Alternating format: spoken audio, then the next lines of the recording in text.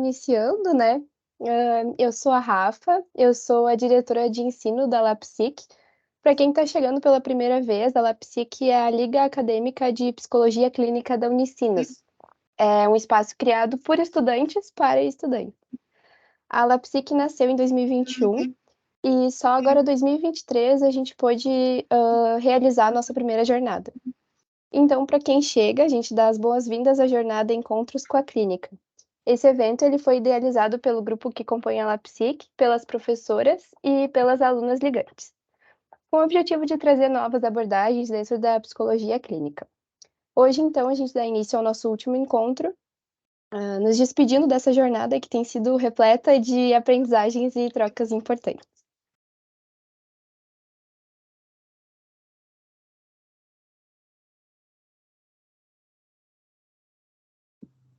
Oi, boa noite.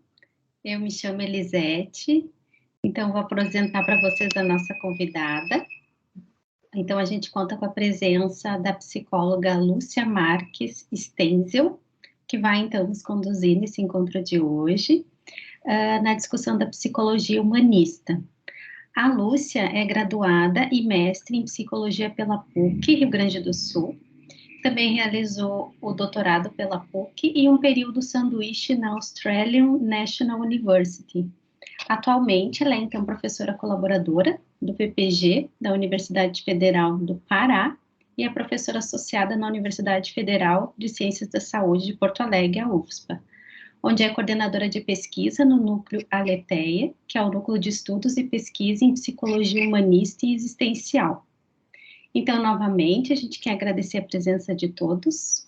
Fiquem à vontade para abrir as câmeras e prestigiar a nossa convidada. Também lembramos que no final a gente vai ter um momento para tirar dúvidas, para discussões. E fiquem à vontade também para fazer comentários através do chat ou então abrindo o microfone. Lúcia, seja muito bem-vinda. Novamente te agradecendo a tua presença e estamos muito animadas para te ouvir. Muito obrigada, Elisete, obrigada, Rafaela, Agnes, né, que estão representando a Liga aqui.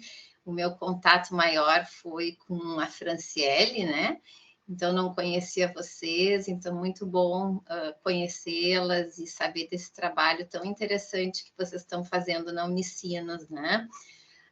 Queria agradecer também, eu sei que a professora Priscila é uma das coordenadoras, ou a coordenadora da Liga, né, e queria saudar todos e todas que estão aqui presentes, já vi alguns rostos conhecidos, né? Cristiane, minha antiga colega de faculdade, minha amigona, e alguns outros nomes aqui que eu estou reconhecendo, né? Então, queria saudar todo mundo, dizer que me alegra muito estar aqui nesse momento, falar de psicologia humanista é sempre uma alegria para mim, né? E agradeço por esse interesse. Vamos ver se a gente tem uma boa noite de trocas, né? Eu penso em falar mais ou menos uns 40 minutos e deixar bastante tempo. Vamos ver, né? Eu tendo a falar muito, né? Mas eu gostaria muito que a gente... Opa, deu um eco aqui. Eu gostaria que a gente tivesse um tempo no final para fazer trocas, né? Para conversar bastante. Então, eu vou começar, então, compartilhando aqui. A gente fez um teste na apresentação. Vamos ver se eu consigo compartilhar a tela com vocês. Eu preparei um material que eu acho que é sempre bom para vocês acompanharem, né, a minha fala, algumas gravuras, alguns resumos, algumas referências. Está aparecendo aí para vocês? Sim. Sim? Bem tranquilo. Tá. Então, como eu estava dizendo, me alegra muito falar de psicologia humanista, de psicoterapia humanista, né? Essa é uma área que fez parte da minha formação, bem lá no início da graduação, eu me interessei logo, assim, pela abordagem humanista. Depois também fiz um grande percurso pela psicologia social, né? Então, essas são as duas áreas que eu durante a minha jornada acadêmica e profissional, eu fui tentando articular esses dois grandes campos, que parecem que não são campos que conversam, mas conversam muito, né? Hoje eu não vou me concentrar até nessa relação, eu vou me dedicar mais ao tema da jornada, que é a psicologia clínica, né? E eu queria começar dizendo assim, elogiando a ideia da jornada de trazer áreas da psicologia clínica, que eu digo assim, que às vezes são meio marginais na psicologia, não são tão conhecidas, né? A abordagem humanista, ela aqui no Sul, por razões diversas, assim, ela não é tão conhecida como outras abordagens, né? Como a psicanálise, como a abordagem cognitivo-comportamental, né? Ela já teve uma força muito grande nos anos 90, né? Anos 80, na PUC tinha uma grande área de estudo na abordagem humanista, mas me parece que ela foi perdendo a sua força aqui no Rio Grande do Sul, apesar de ser muito estudada e muito conhecida em outras regiões do país, né? Isso é uma coisa interessante, essa diferença que a gente vê no nosso país, né, com relação às abordagens. Então, eu queria elogiar muito a ideia e agradecer mais uma vez essa oportunidade, inclusive para desfazer alguns mitos sobre a abordagem humanista, que eu acho que também tem bastante, né? Algumas compreensões, às vezes, né, que não vão ao encontro daquilo que, de fato, né, faz parte da história da abordagem humanista, né? Então, sempre que a gente escolhe falar numa palestra, numa jornada, a gente faz, de fato, uma escolha, né? E eu poderia falar de muitos aspectos da abordagem, mas eu escolhi falar, então, né, da interface desses grandes eixos que estão aqui nessa lâmina, né? A minha fala hoje, ela vai articular, então, o contexto da clínica, mais especificamente a psicoterapia, como a pesquisa se liga a isso, né? E como a formação também do psicólogo, da psicóloga, né? A nossa formação profissional se liga à questão da psicoterapia e da pesquisa na abordagem humanista. E o eixo central da minha fala, que é algo que eu estou, pessoal, estudando bastante nos últimos tempos, o eixo central vai ser a relação terapêutica. E mais especificamente, uma perspectiva que se fala hoje na contemporaneidade muito, né? Que são as terapias baseadas em processo psicoterápico. Então, eu vou trazer uma aproximação do campo da humanista para essa perspectiva de terapias baseadas em processo, né? Eu queria tentar mostrar com essa minha fala para vocês como a psicologia humanista contribuiu para esse campo hoje tão moderno, né, tão contemporâneo, que está se concentrando mais no estudo dos processos psicoterápicos. Então, a minha ideia é poder trazer algo que eu acho que é bem novo no campo humanista e que não se discute muito no Brasil, né? Então, esse é um dos meus objetivos, tá?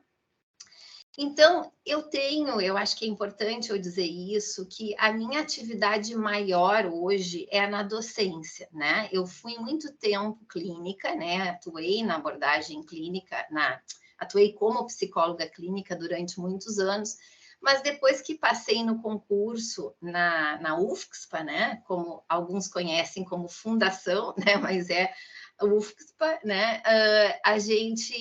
E quando eu entrei como dedicação exclusiva. Então, eu estou há muitos anos na docência, mas como professora e supervisora do estágio em clínica, né? Então, na universidade, claro que a gente faz uma reflexão teórica muito grande sobre aquilo que a gente ministra, aquilo que a gente busca como professor, né? Mas uma coisa que sempre me interessou, além da parte teórica e supervisora, e como supervisora de clínica, é o que pode ser feito em termos de formação, né? Então, eu comecei a desenvolver, não só na pesquisa, mas também no meu trabalho como professora, estratégias de desenvolver habilidades terapêuticas nos alunos na graduação, antes da inserção dos alunos no campo de estágio, né? Então, eu vou primeiro aqui com vocês falar do campo mais teórico, mas se der tempo, se eu não ocupar muito tempo com isso, eu gostaria de falar um pouco também sobre esse meu trabalho que eu faço na graduação, né, que é o desenvolvimento de habilidades terapêuticas. Raquel, arruma a mochila. No fim, se transformou também em pesquisa, né? Eu acho que tem um áudio aberto que está vazando aqui, não sei se para vocês também. Agora parou. Tá. Então, pessoal, vamos começar falando um pouco, né, desse grande campo que se chama abordagem centrada na pessoa, né? A gente fala, em geral, psicologia humanista, né? Mas o campo da psicologia humanista, ele é bastante vasto, né? Mas é inegável que ele começa com uma figura, que eu acho que talvez isso a maioria de vocês já tenha ouvido falar, desse teórico, que é o Carl Rogers, né? É impossível falar de psicoterapia sem tocar, né, no nome do Carl Rogers, que é o precursor, um dos precursores do campo humanista, né? Falar de psicoterapia sem falar de um tema bem complexo, né? Por quê? Porque a psicoterapia é no seu processo uma experiência muito pessoal e subjetiva, né, pessoal? Então, isso fez com que ao longo da história da psicologia ficasse muito difícil a gente pesquisar psicoterapia, por exemplo, pesquisar psicologia clínica, né? Porque fazer uma avaliação objetiva desse processo psicoterápico, que é tão pessoal, interpessoal e subjetivo, sempre se constituiu um grande desafio, né? Mas a abordagem humanista sempre se interessou por isso. Carl Rogers sempre teve um interesse de tentar juntar a pesquisa com o campo psicoterápico. Ele era um clínico, ele gostava muito, ele começou na psicologia clínica, e aí ele dizia, ele via que, bom, existia esse vácuo, né, entre a experiência clínica, que é tão peculiar, ele achava tão peculiar, tão interessante, como é que eu transformo isso em pesquisa? Então, é muito interessante que a pesquisa em psicoterapia começou com a abordagem humanista. Muitas pessoas não sabem disso, mas a pesquisa no âmbito acadêmico, ela começa com Carl Rogers, né? A pesquisa em psicoterapia. Então, não dá para falar de psicologia humanista sem falar de Carl Rogers, né? Assim como hoje, pessoal, eu acho difícil falar de pesquisa contemporânea em psicoterapia sem falar do Carl Rogers também, né? Então, eu espero que com a minha fala isso possa ficar mais claro, assim, quando eu vou falando, e depois a gente pode também discutir por que eu falo isso com tanta ênfase, né? Com tanta certeza, né? Então, tem uma frase aqui que eu coloquei nessa lâmina. O Rogers teve muitos parceiros de trabalho, de pesquisa, né? E uma delas foi a Marian Kinget, né? Que escreveu com ele um livro muito conhecido, que é Psicoterapia e Relações Humanas, né? E nesse livro, ela diz essa frase, né? O pensamento de Rogers é, sem dúvida, por demais revolucionário para ser recebido no plano da ação sem provocar resistências. Então, quando o Rogers surge com esse desafio, ou com esse, né, não é bem a palavra desafio, mas com essa ousadia de querer pesquisar psicoterapia, ele encontrou muita resistência, né? E ele foi muito criticado, porque no início ele tentou objetivar a psicoterapia, se aproximando, claro, de pesquisas mais empíricas, né? Então, ele sofreu muita resistência por causa disso. E é interessante, pessoal, que a resistência com a abordagem humanista, ela também existe hoje, mas é pelo contrário do que foi naquela época, né? Naquela época, nos anos 40 e 50, ele sofreu resistência porque ele queria tornar a psicoterapia científica, né? E agora, uma das acusações, ou uma das coisas que a gente escuta de crítica da abordagem humanista é que ela é pouco científica, né? Pelo menos no Brasil.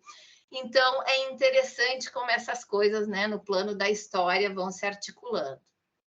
Então, as razões são diferentes para essa resistência, mas eu acho que há um pouco uma invisibilidade dessa história da psicoterapia humanista, né, e dessa importância de Rogers nessa área, né? Então, o Rogers, ele dedicou uma vida inteira, pessoal, para compreender o que acontece no campo psicoterápico. Como é que eu entendo a relação terapêutica? Isso era uma coisa que interessava muito ele, né? Como a gente pode tornar isso empírico e tornar isso compreensível em termos científicos, né?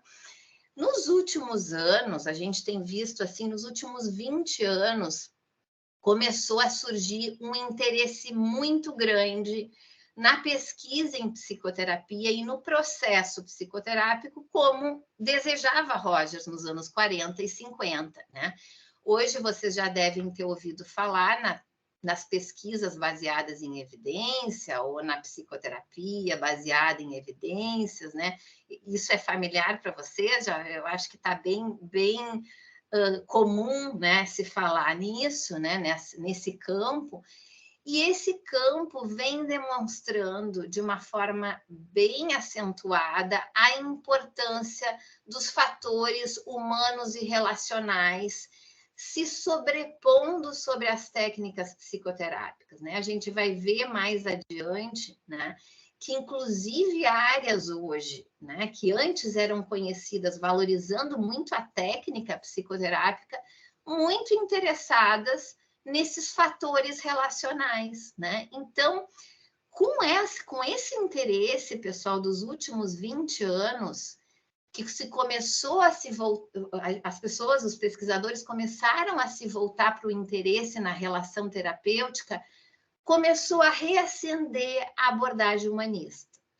O Rogers começou a ser revisitado, né? Porque muitos elementos que ele falava nos anos 40 e 50 começaram a ser valorizados agora em termos científicos, em termos de pesquisa, em termos de prática baseada em evidência. Então, eu vou falar isso mais para o final da noite hoje, né? Porque eu quero começar falando primeiro mais de uma linha histórica do campo humanista até chegar nos autores mais contemporâneos, para depois a gente entender essa articulação mais estreita com a pesquisa em psicoterapia, né?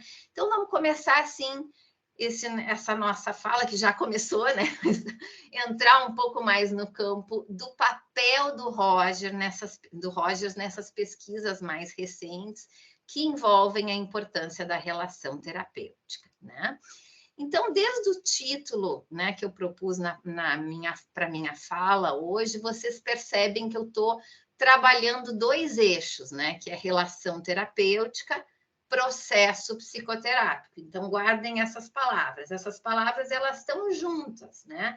Não há processo psicoterápico sem relação terapêutica. E não há relação terapêutica sem processo psicoterápico. O próprio processo psicoterápico é a relação terapêutica em ação, né? Então, isso eu vou começar a desenvolver agora, mas para entender esses eixos também, há uma coisa que nunca pode falhar quando a gente estuda psicoterapia e quando a gente estuda uma abordagem específica, que é qual a visão daquela abordagem sobre o sofrimento humano e a psicopatologia. Porque isso difere, né, pessoal, de abordagem para abordagem. O evento que vocês estão, né, fizeram é justamente sobre isso. Por que convidar diferentes abordagens, né? Abordagens, às vezes, não tão conhecidas, porque cada abordagem tem uma visão de ser humano, uma visão de prática psicoterápica e, consequentemente, uma visão de sofrimento humano e psicopatologia diferente, né? Por isso, né, existe às vezes essas guerras entre as abordagens ou essa dificuldade de conversar. Apesar da gente estar vivendo hoje, pessoal, um momento mais de integração, a gente até no debate, na nossa conversa posterior podemos conversar um pouco sobre isso. A gente vive hoje um momento de integração de abordagens.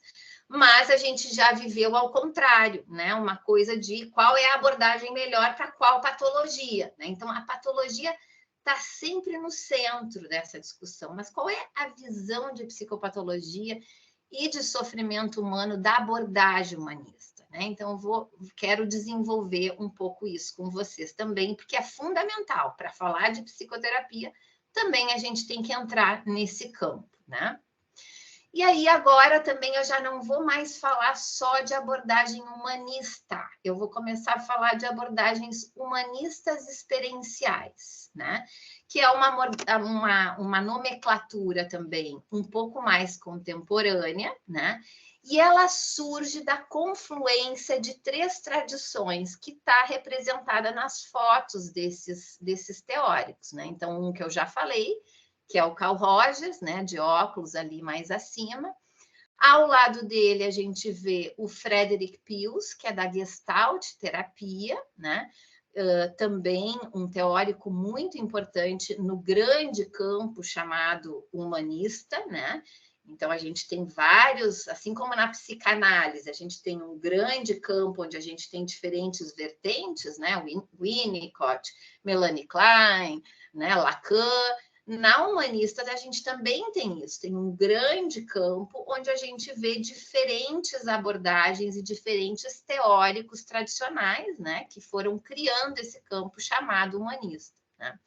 Então, ali tem o Frederick Pius de Barba, né, que é o criador da Gestalt terapia, que é outra área também bem atuante, bem conhecida.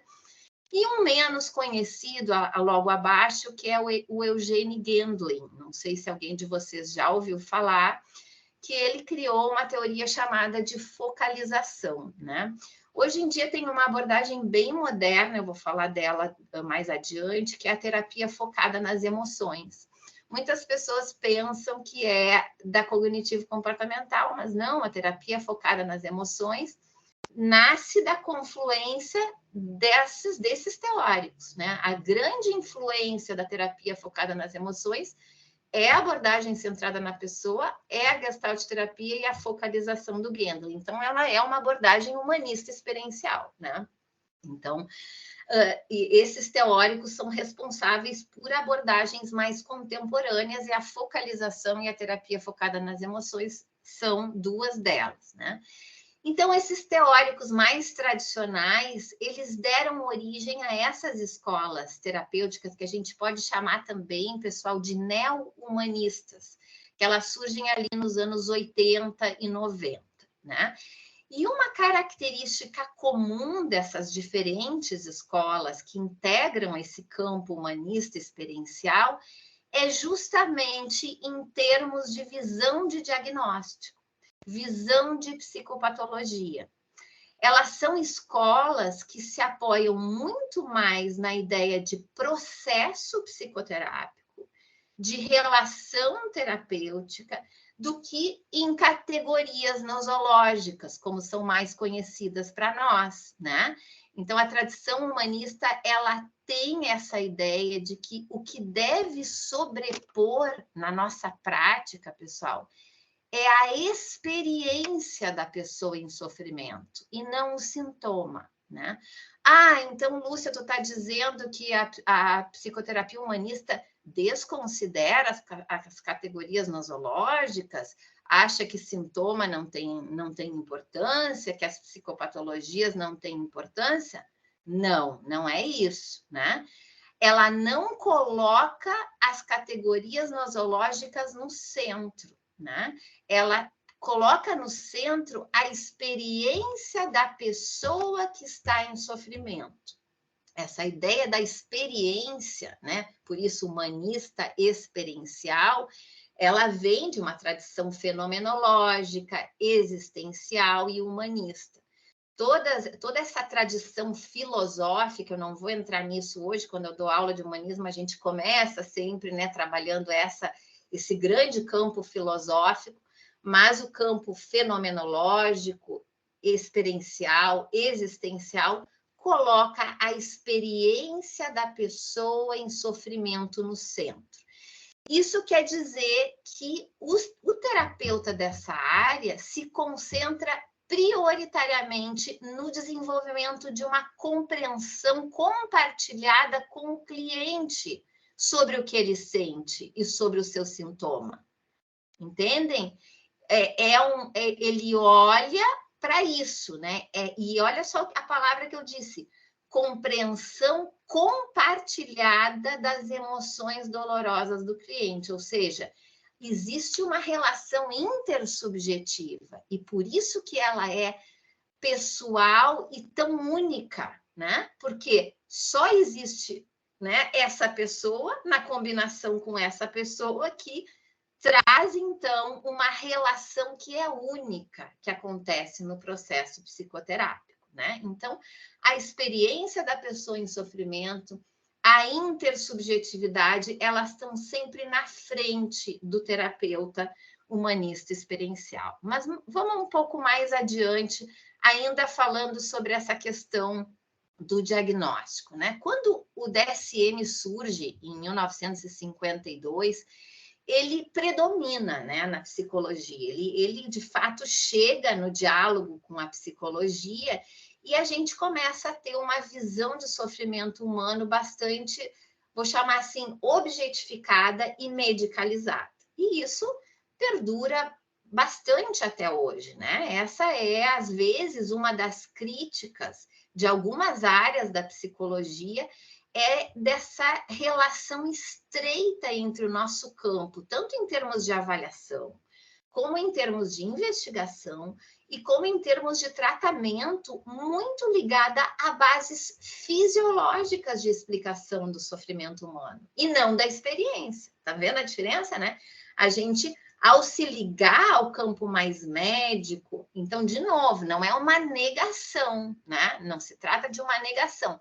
Se trata do, bom, para onde nós psicólogos devemos olhar? Nós devemos olhar para o sintoma e para as bases fisiológicas que talvez explicam essa sintomatologia, ou a gente deve olhar para a experiência daquele que sofre com o sintoma, né? Então, cada abordagem, ela se situa um pouco diferente nessa compreensão do qual é a nossa avaliação, qual é o nosso tipo de investigação e qual é o nosso foco no tratamento, né? Mas, então, o DSM, ele ganha né, uma soberania no nosso campo, quando ele surge, e logo nos anos 60, as abordagens humanistas começam a criticar essa adesão massiva da psicologia a esse modelo psiquiátrico de compreensão do sofrimento humano, né? E, bom, qual seria a crítica que a abordagem humanista começa a fazer? Justamente isso, que a gente está deixando de lado esses outros elementos ligados à experiência, né? E tratando essas estruturas teóricas da medicina, como a genética e a biologia, como os únicos elementos explicáveis para o adoecimento, né? Então, embora a gente tenha um reconhecimento que esse modelo é importante como como a nossa prática, a gente não deveria, segundo os humanistas, né? Aqui eu estou falando, né, dessa posição, aderir a esse modelo como o nosso modelo de avaliação, prática e investigação, né?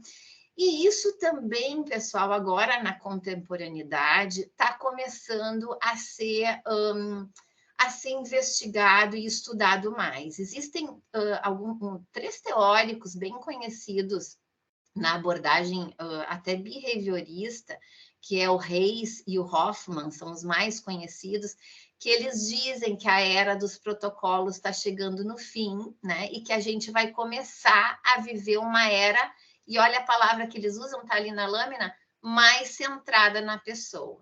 Nesse artigo de 2020, que está, né, referenciado aqui, eles vão falar justamente do papel da abordagem humanista para essa visão mais centrada na pessoa. Então, o que eu estou querendo mostrar para vocês com tudo isso que eu estou falando é que algo que sempre esteve presente na abordagem humanista começa a ser olhado hoje de uma forma mais cuidadosa e de uma forma mais sistemática, né? De que, bom, aqui existe alguma coisa importante. Olhar para a relação, olhar para a experiência e olhar para o processo psicoterápico. Então, não é coincidência que alguns modelos hoje de explicação da psicopatologia comecem a se intitular centrado na pessoa, por causa dessa influência também da abordagem humanista, abordagem rogeriana, né? Então, se a gente for pegar um texto antigo do Rogers, né, ele tem essa frase que está aqui na lâmina, porque desde os anos 60 ele já questionava essas premissas do diagnóstico médico e a forma como ele foi transposto para a psicologia, né? Só que aí, claro, não basta ficar só na crítica, né? Isso, às vezes, é a crítica com relação à abordagem humanista. A gente vai ficar só na crítica, vai dizer que o modelo médico tradicional, o modelo psiquiátrico é insuficiente e não vai oferecer nada em troca, né? Não, né? A abordagem humanista, desde os anos 60, começou a oferecer uma outra forma de olhar, né? E eles foram muito desafiados a desenvolver uma forma sistemática e rigorosa para avaliar o sofrimento humano, que pudesse orientar a prática psicoterápica e pudesse fazer frente a esses tratamentos chamados mais manualizados, né? Que é o formato tradicional nosológico, baseado no modelo, né, do DSM. Então, foi assim que começou a ser criado algumas diretrizes para esse modelo diagnóstico, que a gente chama hoje modelo diagnóstico baseado em processo, né? Ele, claro, não foi desenvolvido por Rogers, porque depois eu vou logo mais falar isso para vocês, ele se desvia um pouco desse tipo de investigação e desse tipo de interesse, mas ele formou uma escola que seguiu trabalhando nessa linha, né? E logo mais agora vou mostrar quem são esses teóricos mais contemporâneos que justamente começam a se interessar em desenvolver mais isso que Rogers começou, que era um modelo de diagnóstico e de tratamento baseado em processo, né? E aí, para vocês entenderem um pouco mais o que seria esse modelo baseado em processo, é um modelo que valoriza muito a relação e a comunicação entre terapeuta e cliente, né? Então, ele começa, o Rogers, a se interessar muito por estudar o processo comunicativo entre a dupla terapêutica. Então, ele faz uma coisa, pessoal, que foi muito inovadora nos anos 40, que ele começou a gravar sessões psicoterápicas. Eu não sei se vocês sabem, mas um dos primeiros trabalhos que foi realizado na psicologia com gravações de sessões foi esse trabalho que eu coloco ali na lâmina, que ele, então, o Rogers, gravou um atendimento, um processo psicoterápico inteiro com um cliente, que foi o caso Brian, né? E aí ele começou com esse trabalho a criar essa cultura de pesquisa baseada nessa documentação de sessões, né? E isso foi algo muito inovador em termos de pesquisa na época e também começou a revolucionar a prática terapêutica, né? Porque o Rogers começou a tentar estabelecer uma relação entre o que o cliente diz, né? Como que cliente e terapeuta se relacionam momento a momento da sessão e como que a gente pode identificar, isso aqui é muito genial, né? Como na linguagem o sofrimento do cliente é expresso de uma forma diferente, de forma que a gente possa começar a identificar mudança, né? Então, olha aqui, ele se interessa pela expressão da experiência e como ela se processa ao longo do processo psicoterápico. Por isso que ele gravava e aí tentava fazer uma análise qualitativa dessa conversa, dessa comunicação, dessa relação terapêutica.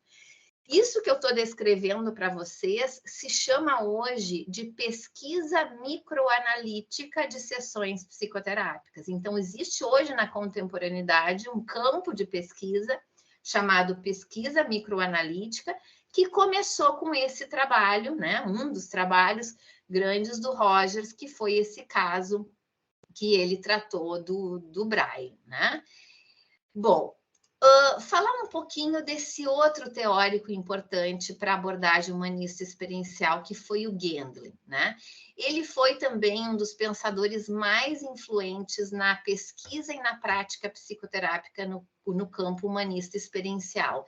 Eu não sei por que no Sul a gente não estuda quase nada do Gandling. Eu não lembro, olha, né? Eu tô vendo a Cris ali sacudir a cabeça, né? Que nós não tivemos nada desse autor, né? E olha que tivemos uma boa base humanista na PUC, né?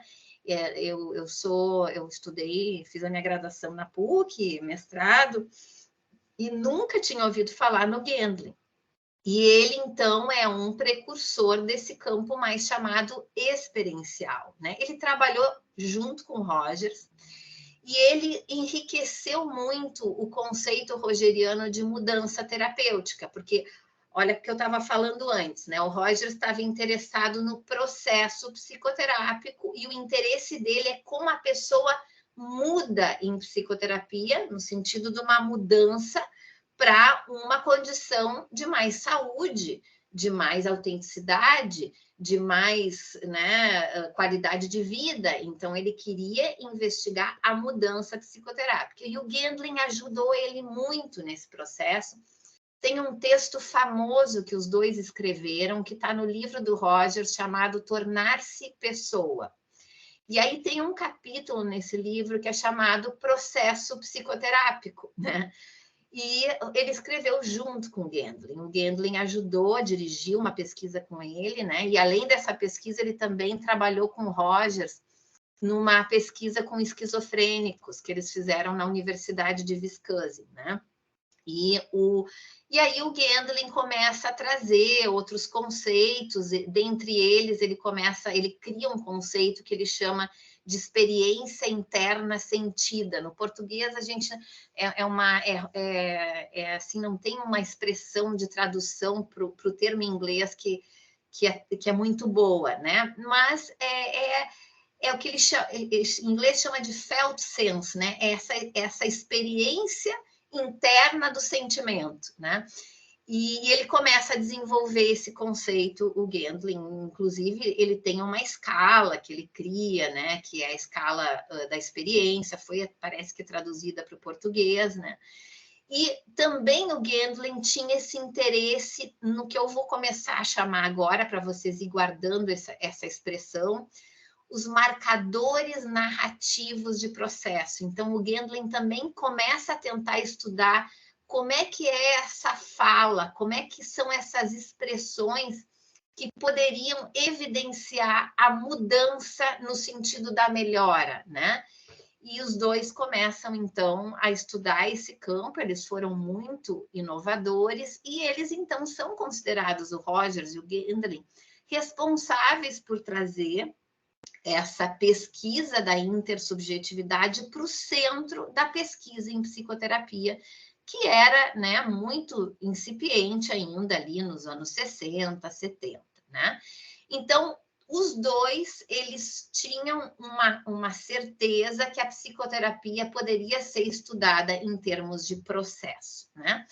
Mas como que isso... Agora eu vou botar uma outra lâmina aqui para vocês terem uma ideia como isso se passa na história, né, da abordagem humanista na figura do Rogers, né?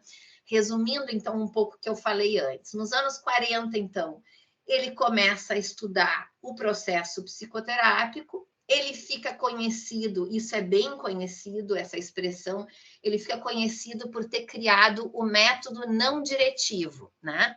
Isso, algumas pessoas que estudam a abordagem humanista conhecem bem essa expressão, que o Rogers, então, começa a tentar ensinar para terapeutas mais jovens como não interferir tanto no processo psicoterápico, né? Como não fazer perguntas muito exploradoras, como não interromper a experiência e o processo do cliente. Então, ele cria o chamado método não diretivo, ali nos anos 30 e 40, e tem muita confusão com relação a esse termo, viu, pessoal? Isso dava uma outra palestra, um outro encontro nosso, só falando do método não diretivo, porque as pessoas não entendem muito, ele né, é olhado às vezes com preconceito, né, a forma como ele sugere as intervenções psicoterápicas, né, mas aí deixamos isso para uma outra conversa, ou se vocês quiserem também conversar mais quando a gente abrir para perguntas, eu também posso explorar mais esse tema, tá? Aí, em 57, já mais perto dos anos 60, ele publica um artigo muito famoso, que é sobre as atitudes facilitadoras e as condições do processo psicoterápico. Que aí fica famosas essas atitudes facilitadoras do terapeuta, que são a empatia, a congruência, o respeito e a aceitação incondicional. Isso foi o que mais se espalhou em termos teóricos do Rogers para nós no Brasil, né? E aí ele desponta com isso e ele começa a fazer workshops, ele começa a ficar conhecido, essas atitudes facilitadoras, vai para o campo da educação, vai para o campo da empresa, né? O pessoal começa a trabalhar com abordagem centrada na pessoa em diferentes contextos, né? E ele se torna conhecido por isso. Mas ele também tinha esse outro lado de querer estudar os processos de mudança, e isso fica mais desconhecido no trabalho dele. Então, eu botei nessa lâmina aqui para vocês verem, lá em cima, o número 1 e o número 2 seriam os dois grandes interesses do Rogers. O número 1 ali são essas atitudes facilitadoras, a empatia, a aceitação, a congruência, que é mais conhecido. Para quem está aqui, que já estudou abordagem humanista, provavelmente isso é mais familiar, né? A gente escuta mais sobre esse lado das pesquisas e do trabalho do Rogers. Mas o que eu coloquei como número 2 aqui, e intencionalmente perto da Gestalt terapia e perto do Gendlin, que está aqui nesse canto da lâmina, não sei se vocês olham, conseguem ver quando eu passo aqui o mouse, esse outro campo é desconhecido no trabalho do Rogers, que é o estudo e a pesquisa sobre esses marcadores de mudança psicoterápica. Que a pergunta que ele tinha na cabeça era essa: como é que as pessoas mudam no processo da sua terapia, tá? E aí, nessa lâmina, eu mostro como isso deu origem a dois grandes grupos acadêmicos. Então, a gente tem do lado do modelo relacional, alguns teóricos como Peter Schmidt, né, que é bem conhecido, e desse outro lado, do lado aqui, não sei se para vocês é do lado direito, mas para mim é do lado direito, o Greenberg, o Robert Elliott, a Lilian Gus, que são terapeutas mais contemporâneos, né? E que foram criando um campo psicoterápico começou a ser chamado de abordagem processual experiencial, e agora também chamado de terapia focada nas emoções, né? Então, esses campos mais contemporâneos foram os teóricos que se interessaram mais por essa área de estudo do Rogers, que é o estudo dos processos, né, psicoterápicos. Então, esses nomes são bem conhecidos, pessoal, né? Esses nomes, se vocês colocarem nas bases de dados de pesquisa, vocês vão ver muito artigo do Greenberg, principalmente, e do Robert Elliott. Esses dois são os que mais estudam o processo psicoterápico, e eles não são só conhecidos no campo humanista, eles são muito conhecidos em outras abordagens também. As abordagens contextuais, essa segunda, terceira onda, não sei, das abordagens cognitivo-comportamentais, elas estão bebendo na fonte das humanistas experienciais. A gente vê, né, essas abordagens contextuais, chamadas agora no campo da cognitivo-comportamental, elas têm muito como base esse campo processual, experiencial, que surgiu na humanista e segue existindo. Eu queria que a minha fala deixasse essa mensagem para vocês, porque é um campo vasto fora do Brasil, né? Muita gente estuda e faz a prática na humanista experiencial, e tem muita pesquisa mesmo nesse campo, né? Bom, falando um pouco assim, então, desse campo mais contemporâneo, né? e até resumindo um pouco o que eu comecei falando, né? Os terapeutas humanistas experienciais, eles, ao se voltarem para o processo da terapia, eles vão se concentrando em alguns campos bem importantes que eu já comecei falando, né, quando comecei essa fala com vocês. Um é o campo da relação, né? O campo da experiência, né? O campo da emoção e dos sentimentos, que Rogers também já trabalhava, como é que a gente escuta e reconhece o sentimento e o sofrimento do cliente. A gente vai olhar mais, não para a cognição, não para o símbolo, a gente vai olhar mais para essa experiência e essa descrição da emoção e dos sentimentos. Então, esse é um ponto que esses teóricos trabalham bastante. O campo da relação, que seria como facilitar a expressão e a emoção desse sofrimento, né? E outro olhar é sobre essa construção narrativa, que ela é considerada coparticipativa. Por quê, pessoal? Quando a gente está lá em terapia e a gente está falando da nossa experiência com a nossa vida, com as nossas relações e com o nosso sofrimento, inclusive, o terapeuta está em diálogo conosco. E estando em diálogo conosco, né, estando nós de um lado ou do outro, né, mas agora me colocando na posição de cliente, o que o meu terapeuta fala me ajuda a dar sentido para aquilo que eu estou contando, inclusive para ele. Então, nunca é uma construção de sentido ou uma construção narrativa solitária. A gente faz isso na relação. Então, por isso a relação também tem tanta importância. Então, os estudos atuais, pessoal, e isso é um dos meus trabalhos também, depois, se der tempo, ao final eu falo um pouco da minha pesquisa, é estudar justamente o impacto da fala do terapeuta na construção do sentido do cliente sobre o seu sofrimento. Né? Então, é um campo muito interessante de se estudar, que é essa construção coparticipativa de sentido. E aí surgiu esse grande campo de pesquisa e de estudo, que é o que eu estou estudando mais agora, que são os marcadores narrativos de processo, né? Então, como é que a gente identifica, momento a momento da sessão, essa experiência do cliente com relação ao seu sofrimento? E aí a pesquisa a gente faz muito parecido com o que o Rogers fazia, gravar sessões, né? Existem modelos se chama sistemas de codificação para analisar as sessões, né? Então, é um processo investigativo de análise, microanalítica das sessões terapêuticas.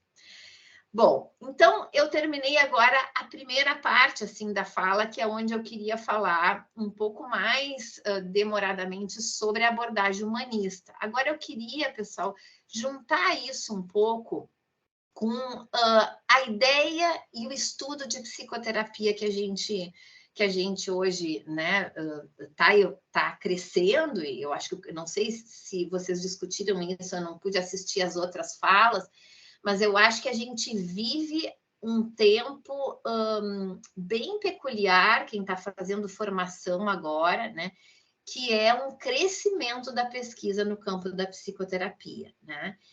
E então eu queria poder juntar isso agora, conversar um pouco com vocês sobre essa linha do tempo da pesquisa em psicoterapia e como que a abordagem humanista se situa nisso tudo, né? E aí, como subtítulo, já tem uma provocação que está relacionada ao que eu estava falando antes, que é da valorização à técnica à valorização do modelo relacional. Ou seja, a gente está vivendo um momento da pesquisa em psicoterapia que a gente valorizou já muito a técnica, né? E agora a gente vive um momento de crescimento da valorização da relação. Falei já disso um pouco, mas agora quero situar isso nas pesquisas em psicoterapia. Então, eu trouxe aqui, pessoal, esse artigo, né? Um quadro desse artigo dessa autora chamada Luísa Soares, né? Ela é uma pesquisadora portuguesa, né? Então, é um artigo em português, é de fácil compreensão, mas ela não é brasileira, ela ela é de Portugal e ela estuda esse campo, né, da evolução histórica da psicoterapia. E aí, queria que vocês olhassem para isso que eu acentuei ali na lâmina, né? Vamos nos deter ali no eixo que ela discute o tipo de questão que se fazia em pesquisa em psicoterapia desde os anos 50 até a atualidade. Como é que isso foi mudando, né? E aí é muito interessante. Olha lá como é que ela coloca. Na primeira fase da pesquisa em psicoterapia, qual era a pergunta que a gente fazia como pesquisador? Era: a psicoterapia é uma atividade científica? Então, as pesquisas estavam concentradas nisso nos anos 50. Depois, entre os anos 50 e 70, a pergunta era: a psicoterapia funciona? Ela faz com que as pessoas melhorem ou não, né? E depois, numa posterior fase, na terceira fase, até os anos 2000, e eu acho que persiste até um pouco ainda isso, é a pergunta: existe diferença entre as abordagens terapêuticas em termos de resultado? Qual que é melhor, né? E a gente viveu muito essa época, essa era, e ainda vive, o que fez com que as abordagens fizessem essa guerra, né? Então o que funciona é a cognitivo-comportamental. Não, o que funciona é a psicanálise. Para esse transtorno funciona essa abordagem, para esse transtorno funciona essa outra. Então a gente passou muitos anos pesquisando, tentando provar qual é a abordagem melhor, né? E aí, depois dos anos 2000, os pesquisadores começaram a ver que não havia tanta diferença entre as abordagens, em termos de resultado. E aí começou a surgir um campo de pesquisa chamado de fatores comuns, o estudo dos fatores comuns, ou seja, independente da abordagem teórica, existem fatores, pessoal, que são transversais a qualquer abordagem psicoterápica. E esses fatores são chamados de fatores comuns, né? E aí, esse teórico, que também é um outro que pesquisa bastante psicoterapia, nesse artigo ele traz o peso em termos de resultado do cliente, o peso da técnica e o peso dos fatores comuns. E se a gente vai olhar ali para esse gráfico, né, de acordo com as pesquisas então mais atuais, a gente tem visto um grande peso dos fatores comuns para o sucesso psicoterápico, né? Se a gente for comparar ali técnica com fatores comuns, vocês verem que os fatores comuns são considerados como 30%, né, dos bons desfechos são devido a fatores comuns, a esses fatores transversais, ou seja, aqueles que têm em todas as abordagens psicoterápicas. E dentro desses fatores comuns, a gente tem o que a gente chama hoje de fatores relacionais. Quais são os fatores relacionais? Empatia, congruência, né? Então, eu vou mostrar daqui um pouco uma outra lâmina, ou seja, os fatores, aquelas atitudes facilitadoras que o Rogers já falava. Então, se correu, se estudou tanto, se fez tanta pesquisa empírica, e aí se chega nos fatores relacionais como tendo um grande impacto no processo psicoterápico, e aí começou a se olhar novamente para Rogers. Isso que aconteceu, e por isso agora tem, como eu disse para vocês no início da minha fala, está despontando mais os estudos de Rogers, porque Rogers colocou justamente a relação no centro, né? Então, a gente vê essa lâmina, essa outra lâmina aqui, né, que é do Van Polt, né? Esse é um outro teórico que estuda muito psicoterapia. Em 2015 ele escreveu, ele tem outros artigos mais recentes, mas esse é um clássico, é sempre citado, que é o grande debate em psicoterapia, as evidências, né, que nos fazem saber o que funciona em psicoterapia, é o título desse artigo. E olha lá como é que ele coloca, olha os que mais têm impacto: empatia e aliança terapêutica, né? Então, esses fatores interpessoais começam, né, como a gente viu anteriormente, a fechar com essas habilidades postuladas por Carl Rogers já na década de 50. Claro, né, pessoal, outro momento histórico, outro momento de pesquisa, existem diferenças, mas enfim, Rogers começa a ser olhado novamente, tanto em função do processo psicoterápico, como em função da relação terapêutica, né? Então, nas últimas 2 décadas, a gente vai ver na literatura, né, muita coisa sendo produzida sobre isso, né? E aqui até vou fazer uma propaganda de 2 artigos meus que eu escrevi justamente sobre isso, né? Então, o primeiro é a abordagem humanista no debate da psicoterapia baseada em evidências, onde eu discuto justamente esse ponto, qual é a participação das abordagens humanistas nesses estudos contemporâneos que colocam os fatores comuns no centro, né? Esse foi um.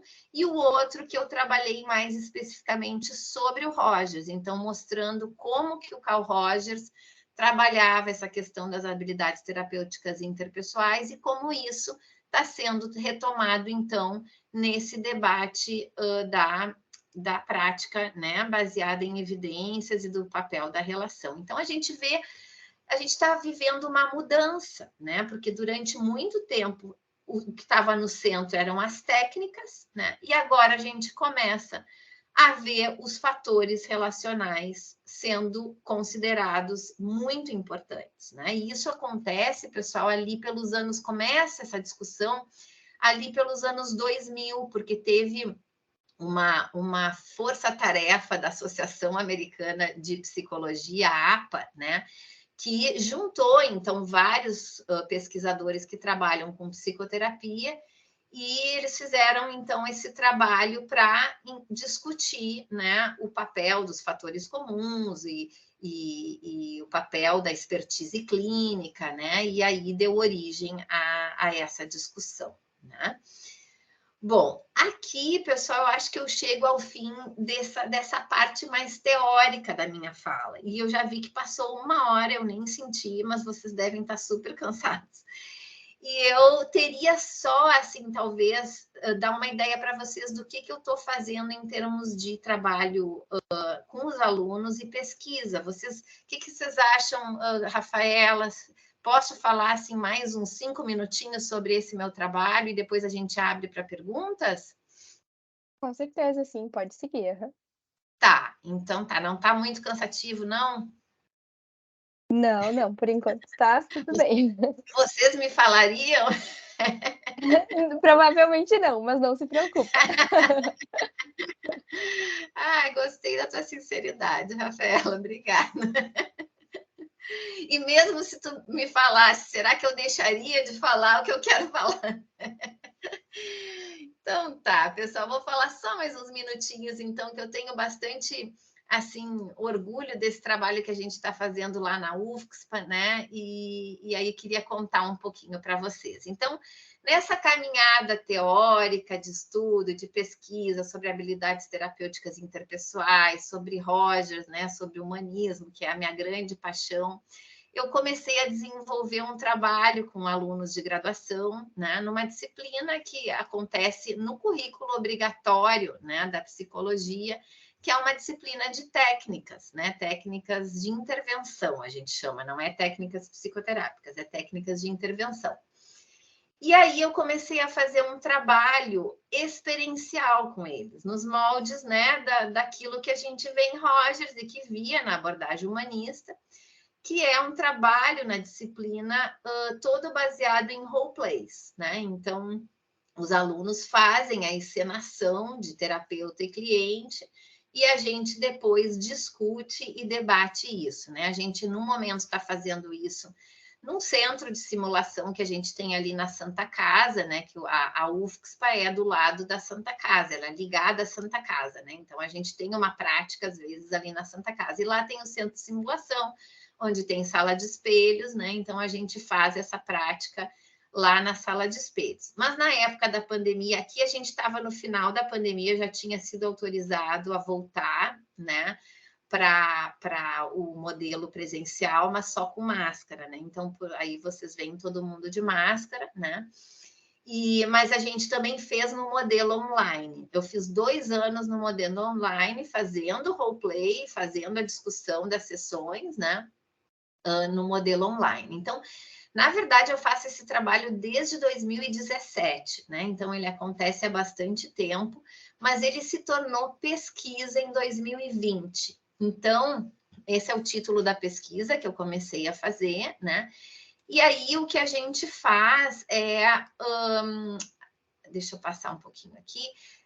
Todo o trabalho acontece de forma pedagógica, assim, o foco é desenvolver habilidades terapêuticas nos alunos, né, e principalmente desenvolver habilidades interpessoais, empatia, então tudo isso que a gente, né, conversou antes, empatia, congruência, então como atender na abordagem humanista experiencial, mas também eu faço no trabalho de pesquisa uma gravação dessas sessões e uma análise microanalítica, né, dessas sessões e vejo como eles vão evoluindo em termos de aquisição de habilidades ao longo do semestre, né? Então, vendo se há uma progressão, se no início como eram os roleplays no início do semestre, né, como eles conseguiam atender no início do semestre e como eles terminam o semestre, né, desenvolvendo essas habilidades. Então, esse é o trabalho, né, pedagógico que eu faço. A gente faz um planejamento das atividades no início do semestre,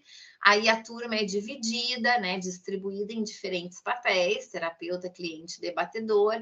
Hoje eu faço, assim, 7 grupos diferentes, aí eles, então, têm que criar um caso clínico, cada grupo cria um caso clínico, e ao longo do semestre, cada grupo desenvolve um processo psicoterápico com aquele aluno que se escolheu ter ser terapeuta e o aluno que escolheu ser cliente, e os que não querem participar fazem o papel de debatedores, né?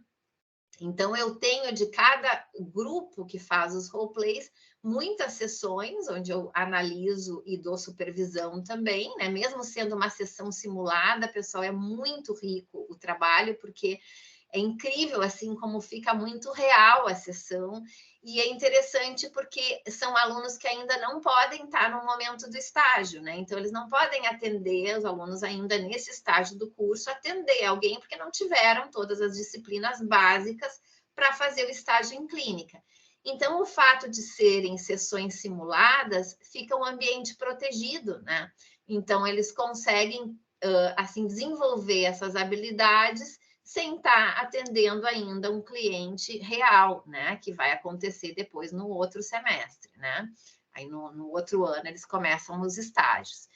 Então, o foco desse exercício, né? É o que eu falava desde o início, é um foco também na experiência deles como alunos, né? A estar nesse lugar, então, poder adquirir e desenvolver os limites e as possibilidades do atendimento, né? Eles começam a experienciar esse exercício do desenvolvimento do vínculo, do encontro, né? Essa compreensão empática do outro, tudo que é importante na abordagem humanista, né? A gente, então, no momento da discussão, discute bastante o que eu chamo, né, da lapidação da escuta terapêutica. Então, esse desenvolvimento dessa escuta empática é o foco, né, do nosso trabalho, né? E depois isso se transformou também numa pesquisa, né, que tem como título Habilidades Terapêuticas e Processos Narrativo-Emocionais em Sessões de Psicoterapia Simulada em Roleplay.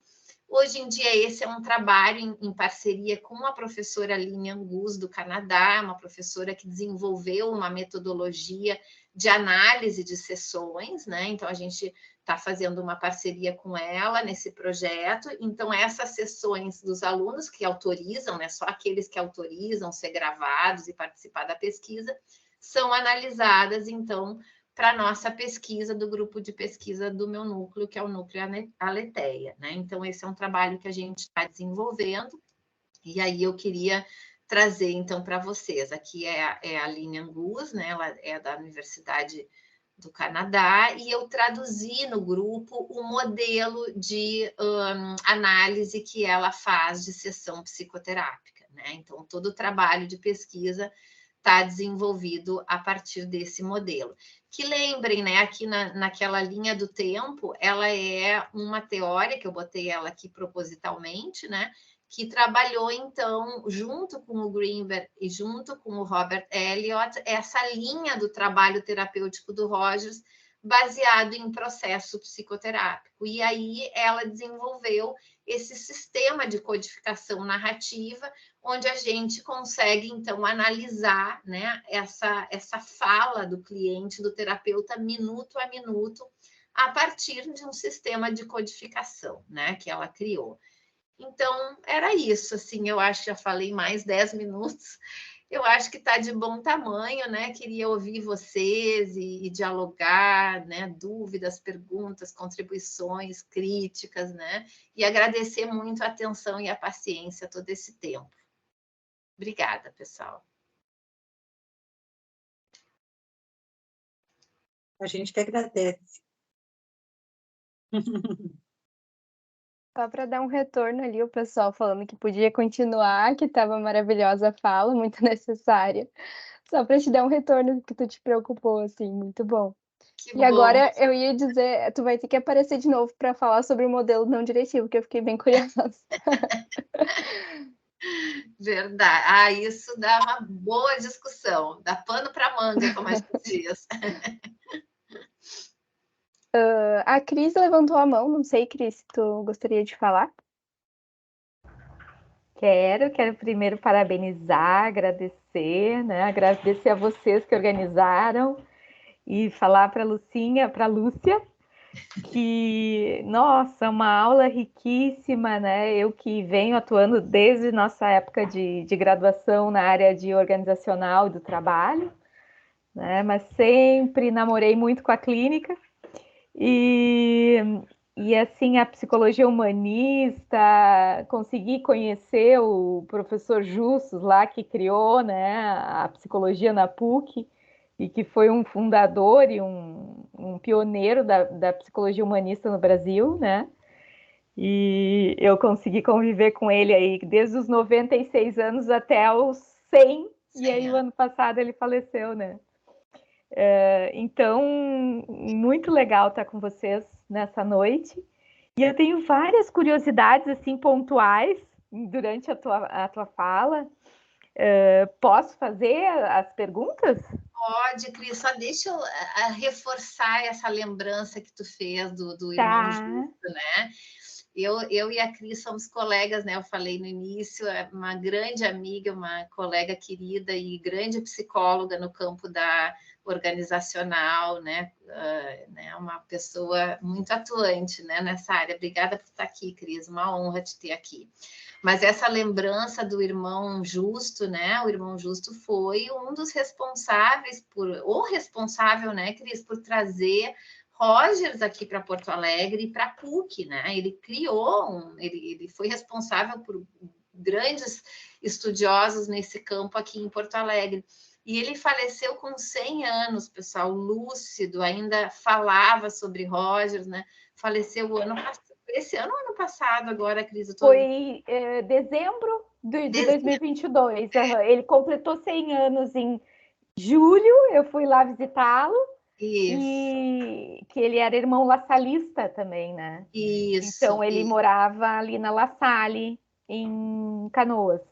Ele tem vários livros sobre Rogers, muito interessantes, muito didáticos. Então, até aproveitando essa tua fala, como eu disse no início, a gente faz escolhas, né, para falar do campo humanista. Daria para falar só sobre o irmão Justo, né?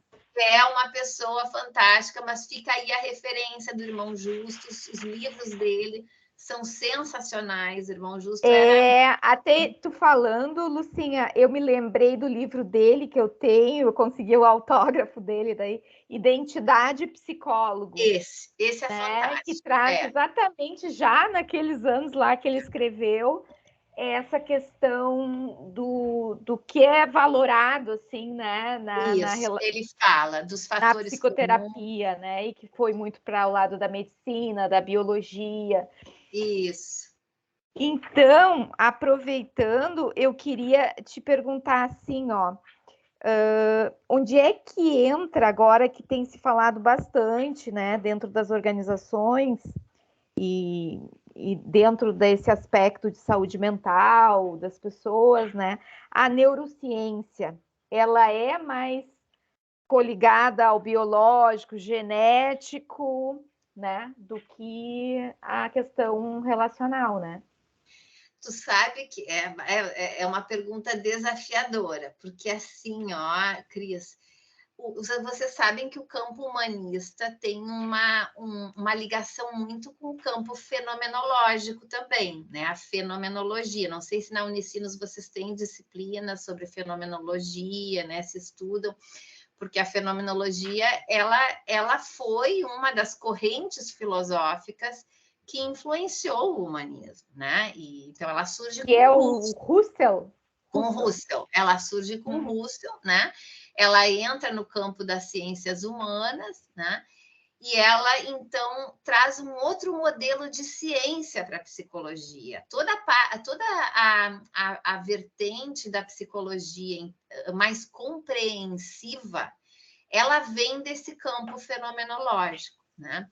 No entanto, a fenomenologia mais contemporânea está fazendo um diálogo estreito com a neurociência. Por isso que eu disse que essa tua pergunta é super desafiadora, né? Então, claro, não é o meu campo de estudo, eu não saberia assim fazer essa relação de uma forma de uma forma eficiente ou né, válida, porque eu não estudo neurociência, né? Mas eu posso nomear alguns autores que são do campo fenomenológico, né? E que valorizam a experiência, né? A pessoa no centro, e que fazem um diálogo estreito com as neurociências. Um autor se chama Dan Zahavi, né? Eu não lembro de onde ele é, mas ele é um filósofo, grande estudioso de Husserl, ou seja, ele tem um livro Fenomenologia para Principiantes, que é fantástico, que de principiante não tem nada, é super difícil, mas o título do livro é esse. Se alguém quiser um dia conhecer Husserl, começar por ele é uma dica, não vai ser fácil esse livro do Dan Zahavi, mas é um livro, né, muito bom, assim, porque ele é um filósofo atual e que tem muita base na tradição filosófica fenomenológica, né? E ele faz um diálogo com a psiquiatria, com a neurociência e com a cognitiva, porque ele estuda o self, né? Ele estuda como que a gente adquire a noção de self, que foi um interesse também da abordagem humanista, né? É um interesse, o construto principal da abordagem humanista é o self, é o eu, né? A consciência sobre o eu. Então, ele tem um livro, ele tem livros e artigos sobre o self, e aí ele agrega a visão neurocientífica, né? Agrega a visão cognitiva à visão fenomenológica, porque é incrível como nós, psicólogos, a gente se distancia da filosofia e os neurocientistas estão se aproximando cada vez mais da filosofia para tentar entender o cérebro. Então, isso é doido de pensar, né? Mas eles estão trazendo estoicismo, Sêneca, filósofos. Exatamente. Os neuropsicólogos, neurocientistas estão se aproximando muito da filosofia. E nós, psicólogos, nos distanciando, né? Então, eu acho Dan Zahavi um bom autor. Thomas Fuchs é outro autor, né? Thomas, T-H-A-O-M-A-S, Fuchs é F-U-C-H-S, né? Thomas Fuchs. Eles discutem autismo na visão da fenomenologia, eles estão discutindo inclusive, né, transtornos psiquiátricos de difícil compreensão que envolvem a relação intersubjetiva sob o viés da fenomenologia e em diálogo com a neurociência e com a cognitiva, né? Então, é muito interessante. Tudo não está ligado a tudo, a gente que gosta de separar, né? Quando a gente vai ficando mais velha, né, Cris, a gente vai vendo que essas separações, elas são didáticas, né? São muito didáticas. E que as coisas se interligam, é incrível, assim, né? O conhecimento, eu digo, é meio como um quebra-cabeça, assim. a gente aprende uma peça, aí aprende outra, e quanto mais a gente vai caminhando, a gente vai montando esse quebra-cabeça e a gente vai vendo essas ligações, que no princípio a gente não consegue, a gente aprende fragmentado mesmo, né? Só que a péssima notícia é que a gente leva a vida toda fazendo isso, né? Então, eu ainda estou com quebra-cabeça, sei lá, de 500 peças, mas algumas pontes eu já consegui fazer. Não sei se te ajudei, Cris, mas Ótimo, muito obrigada, Luciana. Tenho várias outras questões, mas quero deixar o espaço para as demais pessoas também. Tá, obrigada. Posso te mandar alguns textos depois também, se tu quiser, sobre isso. Agradeço. Compartilha conosco também os textos. Ah, compartilha, Elisete, pode deixar. Depois me deem um e-mail que eu coloco esses textos para vocês. Tá bem. Enquanto tu falava, eu lembrei muito, participava de um grupo de pesquisa na Unicinos, talvez tu conheça ela, a professora Fernanda Serralta.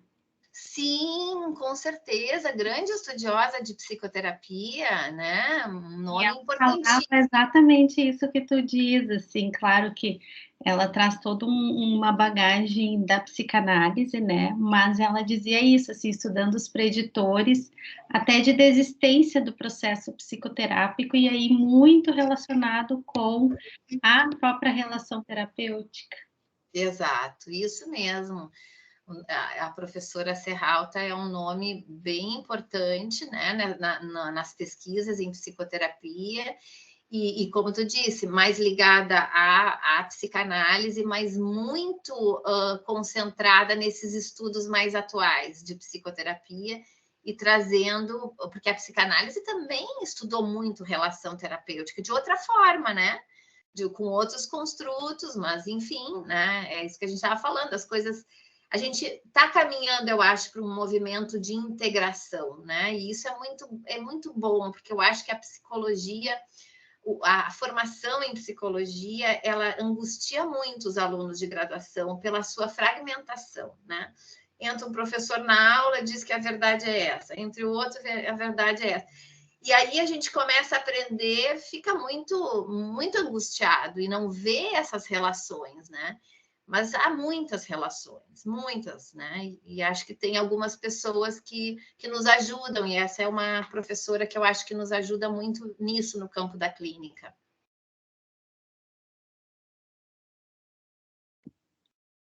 Faz muito sentido isso que tu diz. Acho que tem alguém querendo falar. Era eu ia dizer boa noite, Lúcia. Consegui chegar aqui, consegui pegar um pedacinho da tua fala. Franciele, falei tanto contigo pelo WhatsApp. Finalmente nos vemos. Tudo bem? Muito bom poder te ouvir. Nossa, eu gostei bastante assim, do que eu ouvi até consegui pegar, né? Depois eu quero assistir o início ali, o que eu não consegui. E sim, muito, muito importante isso de falar sobre esses aspectos que se diferenciam, mas que se juntam ao mesmo tempo, né? E até estava pensando que é meio simbólico hoje a gente pensar sobre isso, porque é o dia do orgulho, assim, que tem que falar sobre essa questão da diversidade, para a gente pensar sobre essa importância de valorização da diversidade, assim. E é muito sobre isso.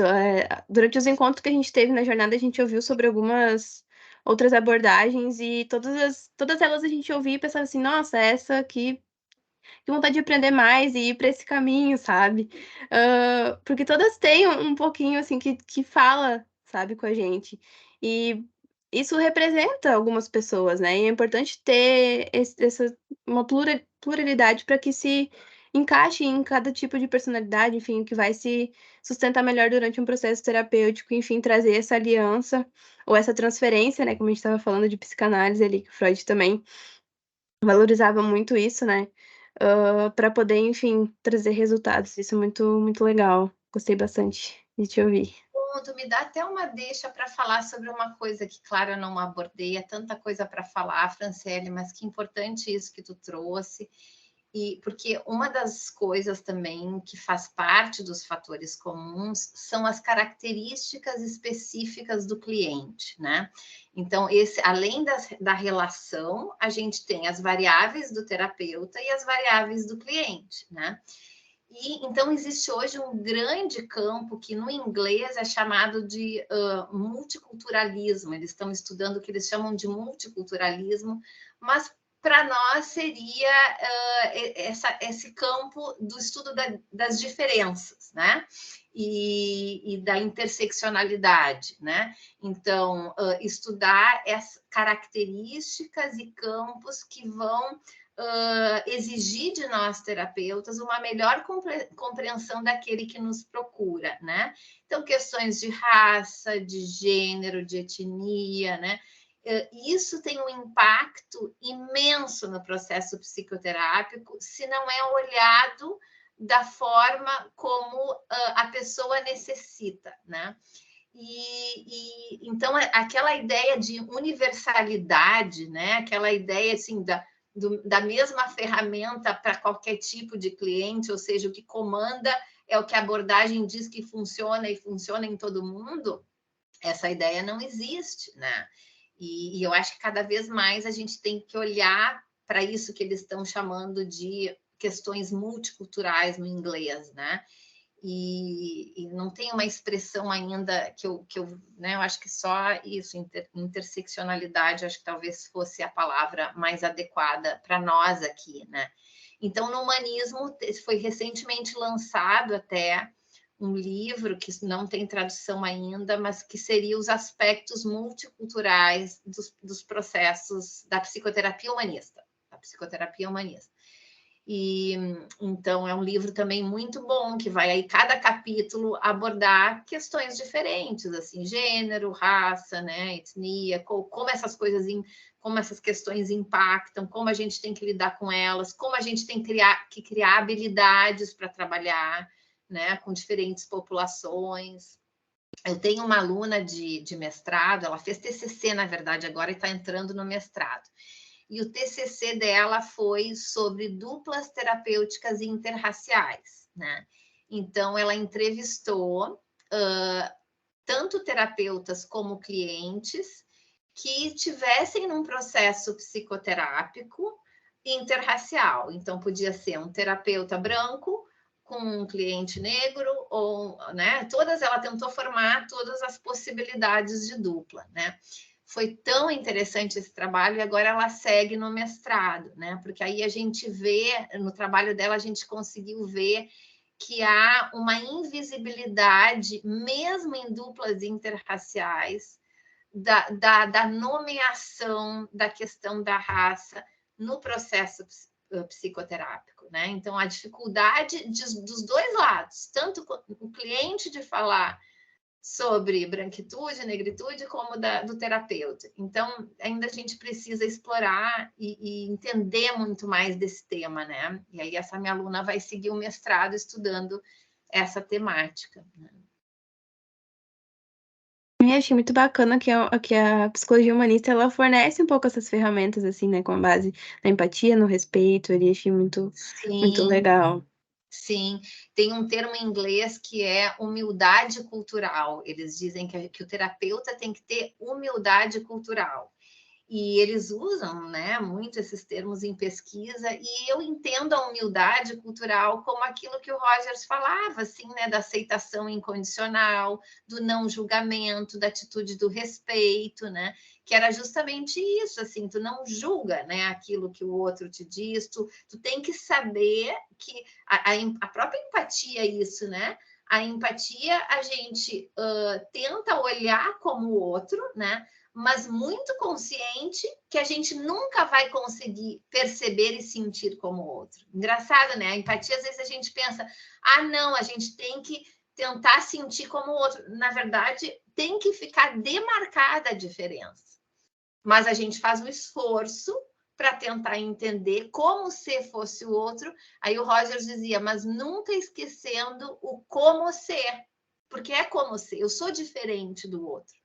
E, na verdade, essa diferença vai produzir uma mudança em mim que vai me tornar diferente também como terapeuta, né? É muito bonito também olhar por esse outro aspecto do quanto o terapeuta também se modifica e muda no processo psicoterápico, né? Obrigada, Franciele. Eu não iria falar sobre isso se tu não tivesse colocado. Muito bom. Olha como a intersubjetividade é importante, né?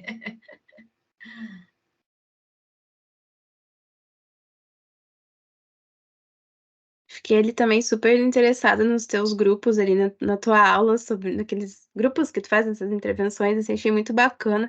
Seria uma experiência maravilhosa, assim, pra gente ter, principalmente antes do estágio, assim, porque a gente chega totalmente perdido, imaginando milhares de coisas, não fazendo a menor ideia de como começar, assim, e ter uma coisa tão preparatória, assim, bem pontual, né? Exatamente onde precisa ser trabalhado, enfim, ser testado antes de entrar na prática, assim.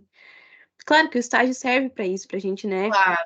aprender e se colocar, mas, nossa, faz o processo ser tão angustiante, que poderia ser um pouco mais fácil. Eu acho que alivia de fato essas angústias. Eu acho que os alunos têm dito que é a primeira experiência de estar de forma simulada, né? Mas eu acho que a gente tem conseguido uma atividade que ela seja levada com muita seriedade. Então, eles não se conversam, o terapeuta não sabe o que o cliente vai trazer, né? Então, é muito espontâneo, fica muito real. Então, de fato, dá essa primeira experiência. E eu acabei, assim, criando essa ideia, porque como a gente não tem muitos locais de prática da abordagem humanista também, né? Eu ficava sempre na disciplina de técnicas falando da prática, mas pelos livros, né? E aí tu lê sobre, como eu trouxe aqui para vocês, bom, se a abordagem humanista valoriza justamente a experiência, né? Eu acho que o mínimo que tem que ter é uma disciplina que desenvolva experiencialmente essa experiência, né? Ficou redundante, mas essa prática, né? E tem dado super certo, assim, eu acho que é uma atividade, assim, que eu fico muito feliz de poder conduzir. Cada ano é um aprendizado imenso, porque aí nunca também é a mesma coisa, né? Os casos criados, os alunos criam casos diferentes, né? Esse ano tem um caso muito interessante, assim, que é, né, trabalhando essas questões mesmo de gênero. Um grupo de alunos está encenando um caso de um seminarista, então a gente discute muito a questão da religiosidade, o impacto nos problemas emocionais desse personagem que eles estão criando, né? Então, cada personagem, né, tem algumas características que nos possibilita que a gente trabalhe coisas que são muito importantes, que vão aparecer, né, na clínica, né, que não e vem né, da criatividade dos alunos também e do interesse dos alunos, né?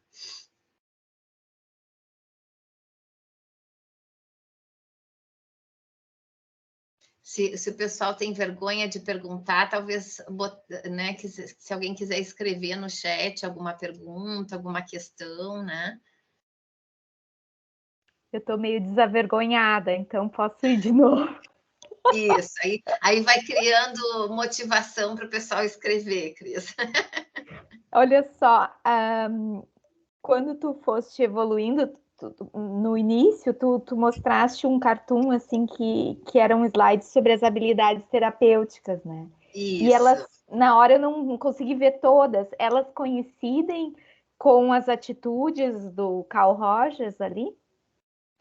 Na verdade, eu posso até compartilhar. Não, elas estão. Esse cartoon ele está abordando mais esse trabalho baseado em narrativas, em marcadores narrativos. Eu vou compartilhar ele de novo, né?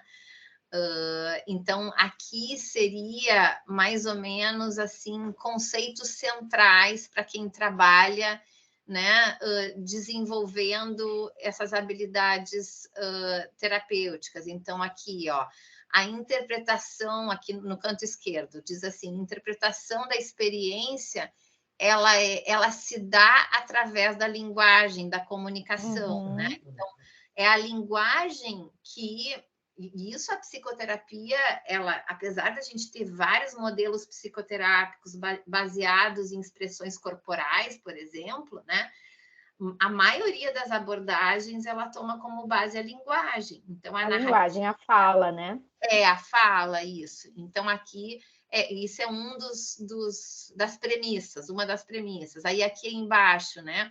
A narrativa pode ajudar para com que a gente faça sentido, dê sentido às nossas experiências. Então, é também através da narrativa, da fala e da linguagem que a gente dá sentido à experiência. Então, isso é uma premissa importantíssima para o campo humanista experiencial, né? Até a figurinha aqui, pessoal, ó, aqui a terapeuta, né? E ali a cliente, então, ela está lembrando de algo, né? Está contando, então, isso quer representar, né? Ela vai representar esse acontecimento que está para ela, né? Na fala com a terapeuta, né?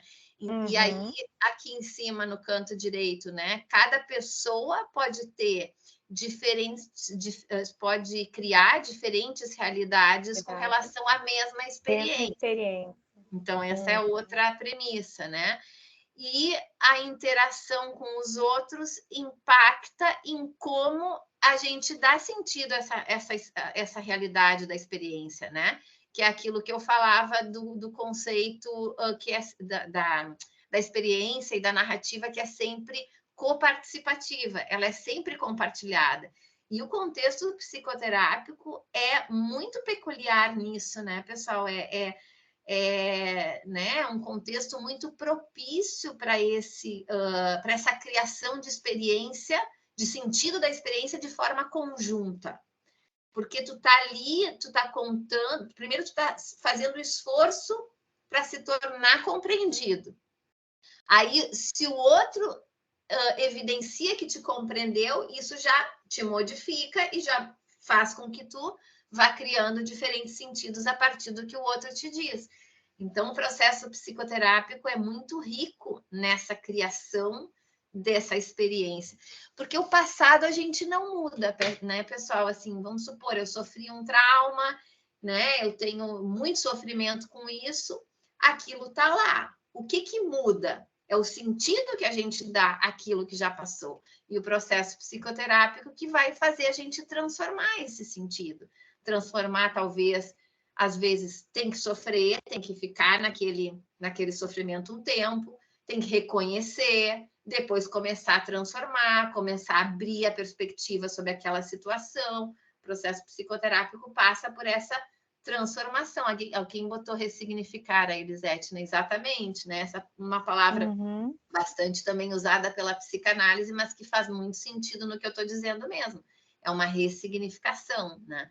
Aqui, na linguagem humanista, às vezes a gente fala das mesmas coisas, mas com outros conceitos, né?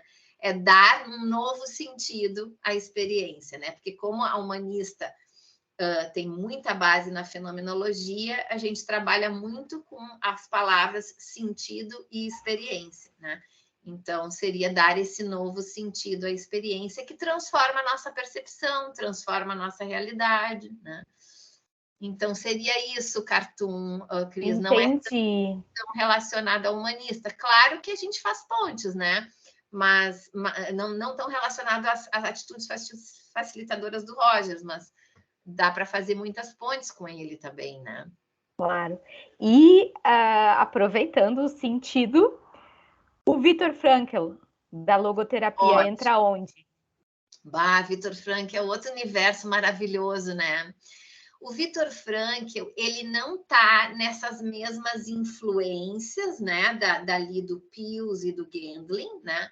O Viktor Frankl, ele vem do campo da psicanálise, como todos os humanistas, né? Eles todos tiveram uma formação bastante... O próprio Irmão Justo.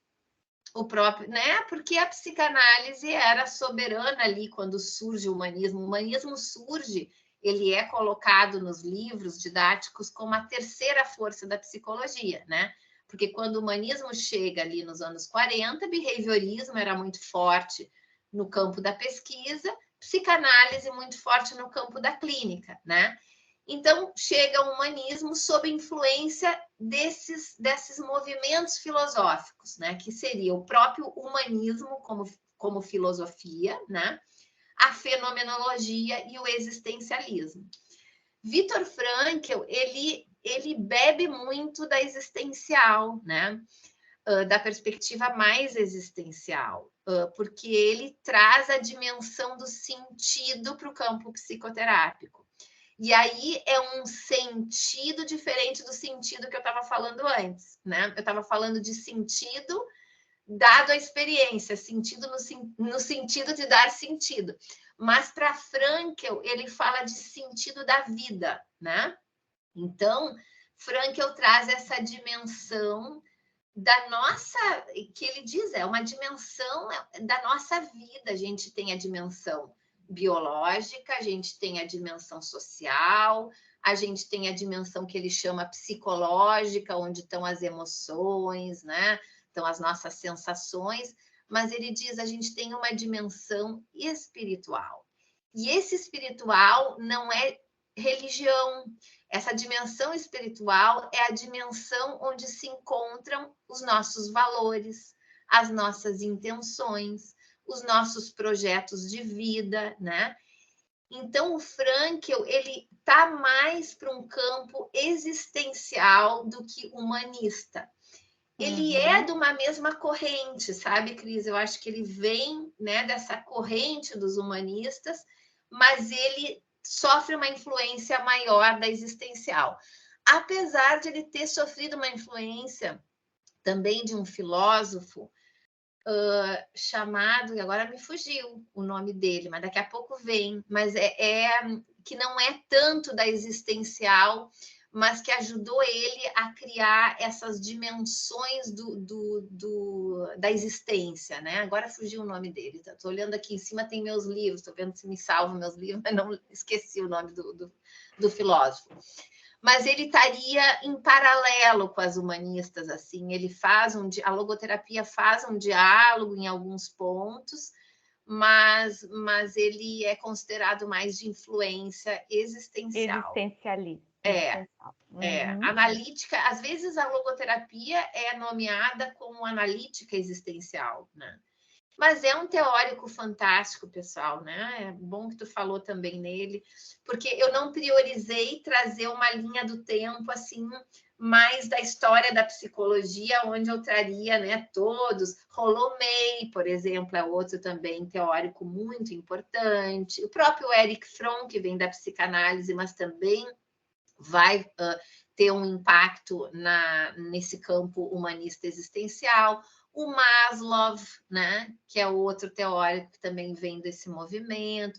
Então, tem muitos teóricos que daria para fazer, assim, que é o meu semestre lá na UFSC, trabalhando cada um deles um pouquinho. Obrigada, Lúcia. Obrigada. Que espetáculo essa aula. Parabéns. Obrigada.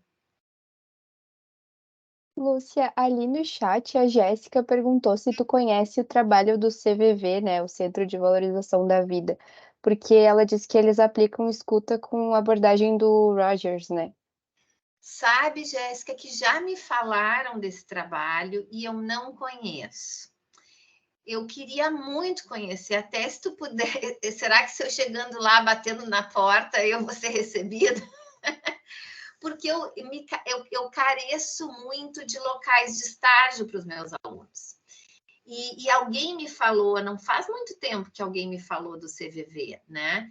E eu acho que seria até um espaço importante para a prática, né? Então, eu não conheço, mas fico muito feliz de saber, porque como a gente não tem, assim, uma clínica humanista em que ofereça estágio, né?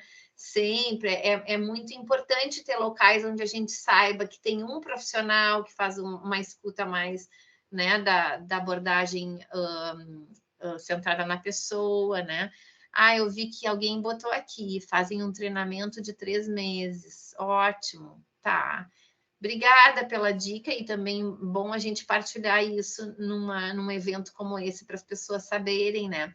A gente tinha um instituto chamado Instituto Delfos, que era coordenado pela professora Aline Piazon, ela agora dá aula, se eu não me engano, no La Salle, eu acho, agora não estou sabendo a universidade que ela está, mas a gente tinha esse instituto que terminou e a gente tem um instituto eu acho que em Canoas, né? Se eu não me engano também, mas são os únicos dois assim que, né, que eu tenho conhecimento, mas é bem importante se a gente a gente tem que formar mais terapeutas humanistas para ter esses espaços aqui, né, também.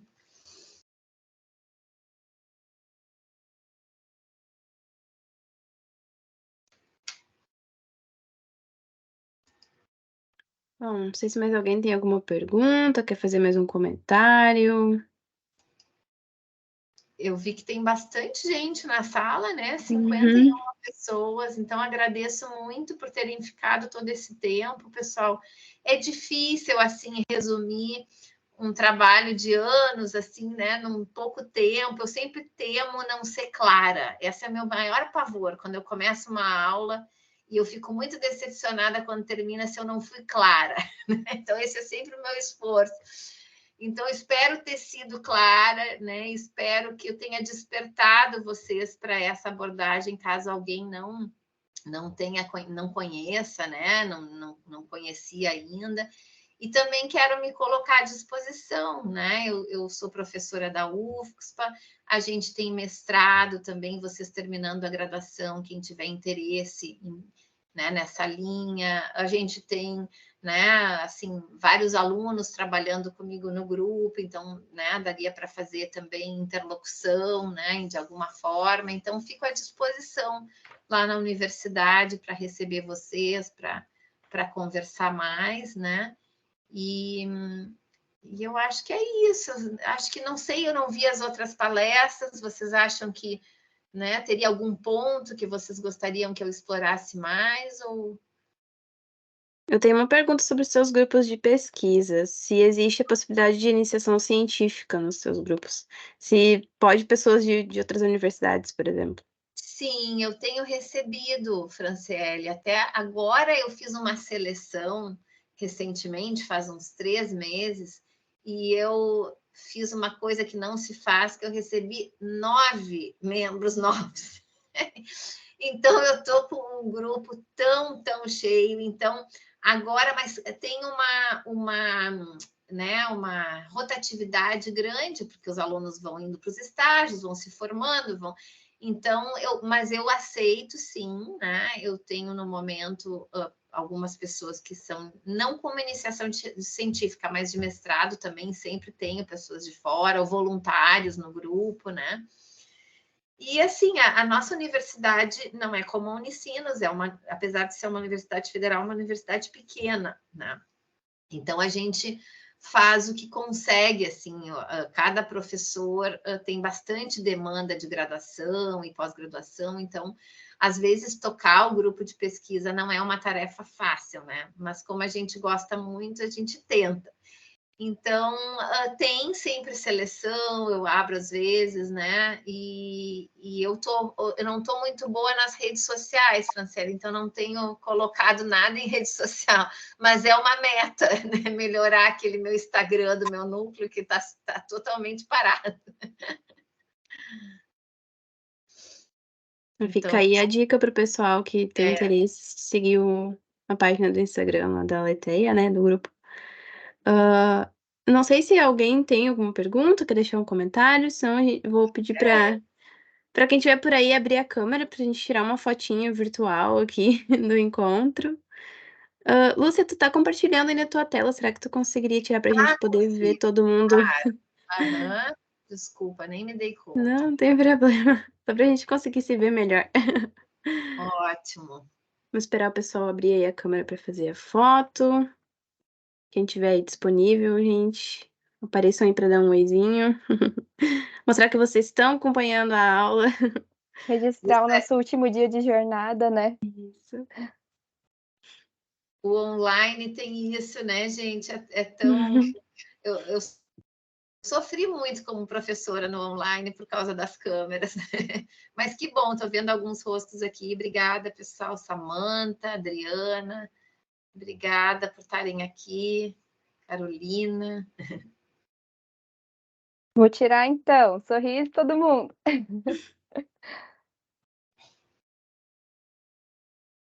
Espera aí, deixa eu salvar. Mais um só para garantir. Prontinho. Eu sempre fecho o olho, Franciele. Eu sou aquela pessoa que tem que fazer todo mundo tirar foto de novo, porque fechei o olho. Tá ótimo. Agradecer, então, de novo para ti, Lúcia. Muito obrigada pela tua disponibilidade. Foi muito bom te ouvir.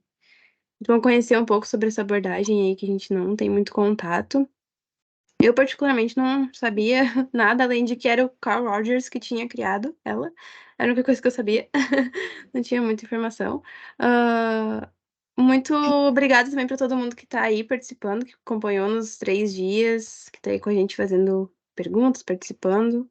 A gente agradece muito o engajamento de vocês. E era isso, assim, não sei se vocês têm mais alguma coisa para falar também, tá? Fica aberto aí. Vocês têm página no Instagram? A Liga tem, sim. É Tem que LAPSIC. começar a seguir. Aí a fotinho vai ficar lá. Sim, a gente vai publicá-la na página. Ótimo. Então tá, muito obrigada, gente, mais uma vez. Obrigada. Muito Boa obrigada. noite para todo mundo. Boa noite, obrigada, Lúcia. Se tu quiser compartilhar indicações de livros, de autores com nós, depois de tuas redes, tuas informações, que a gente vai fazer compartilhar depois nas nossas redes também para o pessoal. Tá, vocês me lembram disso em alguma mensagem de e-mail ou WhatsApp? Claro. Aí eu faço isso sim, pode deixar. Ok, então. Tá. Muito obrigada Os por aceitar o artigos convite. também. Ah, os artigos, boa, isso. Tá. Verdade. Um material para compartilhar aí. Tá bom, gente. Então, tchau. Obrigada. Tchau, de novo. obrigada. Tchau, Boa tchau, noite. obrigada. Obrigada. Boa noite. Obrigada pela companhia. Tchau, tchau, pessoal. Obrigada.